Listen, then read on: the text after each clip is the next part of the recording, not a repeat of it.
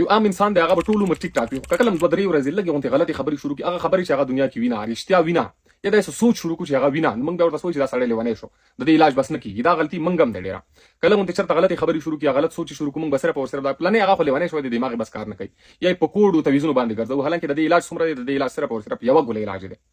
نو دا سوچ مونږ تم کور پکار دي. دا ویډیو نن سټوډنټان هم په غور سره واوري. اکثر به تاسو یو خبر نوٹ کړی وي د سکیزوفرینیا یا څوک ورته شیزوفرینیا یا ایکیوټ سایکوسس شو یا مینیا شو یا ډیپریشن د خفګان چې کوم د دماغو بیماریان دي کنه، هغه کې به تاسو اکثر نوٹ کړی وي ډاکټر ورته وایي چې دته ډیلوژن شوی دی یا ورته هلوسینیشن شوی دی. دا دوه نه دي څه شي. ګوره ډیلوژن او هلوسینیشن کې څه فرق دی؟ ډیلوژن څه ته وایي؟ ډیلوژن یو د سوچ بیماری دی، د غلط سوچ بیماری دی. ډیلوژن کې عام ډیلوژن چې هغه ته موږ وایو ډیلوژن اف پرسیکیوشن، مطلب چې کوم مریض دی هغه ته دا ښکاري چې زما شاته څوک لګیا دي، سازش کوي، ما مړ کوي.